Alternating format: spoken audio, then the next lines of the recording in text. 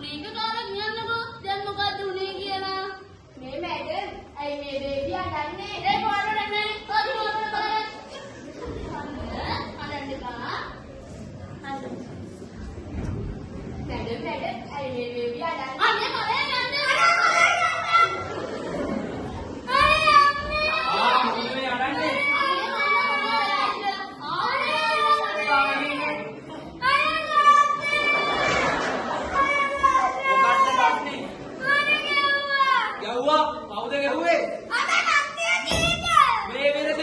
පුතාට ගහන්න අපි හෙට්ටම යන්න ඕනේ ඉස්කෝලේට. අපි හෙට්ටම යන්න ඕනේ ඉස්කෝලේට. අනේ දැන් ඉස්කෝලේට යන්නද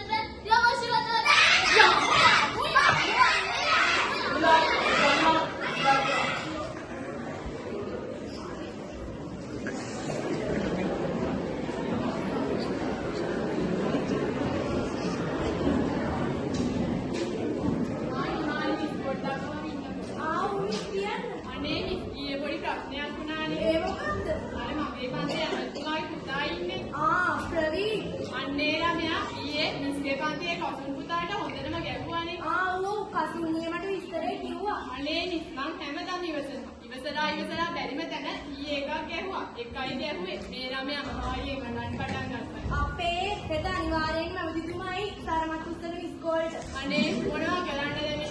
ළමයි වුණාම ඉගෙනගෙන විතරක් හරියන්නේ නැහැනේ. සමාජෙට ගිහුවාම මිනිහක් ඇතුව හැසිරෙන්න තමයි ඉගෙන ගන්න ඕනේ. ඒක ඇත්තද? මිස් මට පන්තියක් තියෙනවා. මං ගිහින් එන්න. හරි මිස්.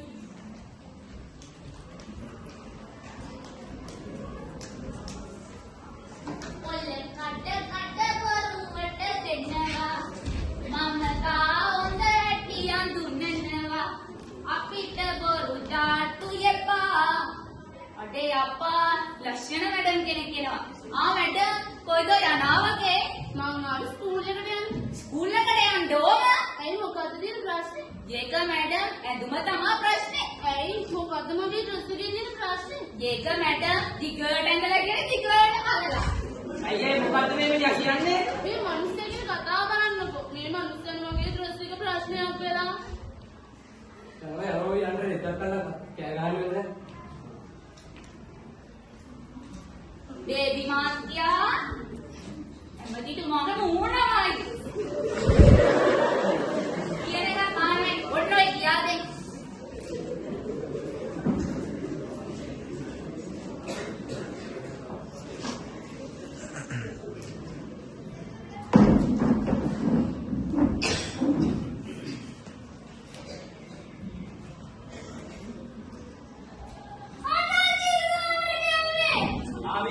මොකද්ද ප්‍රශ්නේ? පුතාට ගහුවා කියලා කිව්වා. ඇයි පුතා ඊයේ ගෙදර ගිහින් ඇමතුමාට ඉස්සරේ කිව්වේ නැද්ද?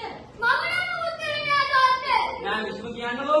මං දැනගත්තාද මේ දේ වෙයි කියලා. මං කෝකටත් කියලා අනිත් තැනකට ගිහුවා කියලා තමයි ස්පෝට් එන්න කිව්වා. මිස්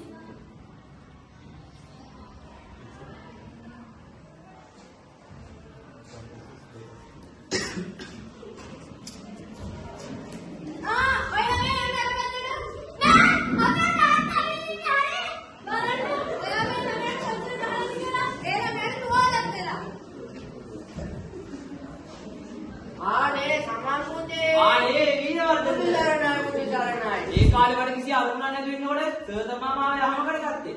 සර් මගේ පුතා සර්ගේ මුණුපුරාට ගැහුවලු. මට සමා වෙන්න සර්. ඕක මොකක්ද කොල්ලෝ? පොඩි උන්නේ. එහෙනම් සර් මං ගිහින් එන්න. හොඳයි පුතේ සර් නෑ. මිස් මට සමා වෙන්න මිස්. කමක් නෑ ඇමතුමා. ඒ වුණාට ළමයි දෙයක් ගෙදර ගිහිල්ලා කිව්වහම හොයන්නේ බලන්නේ නැතුව ගුරුවරුන්ට චෝදනා කරන්න එපා. අපි ආයේ මේ වගේ දෙයක් නොවෙන්න වග බලා ගමුකෝ. යම්කෝ දෙයද මම බලා ගන්නම්. එකයි කාගේ හදවත ගානිකට එකයි අකාලා.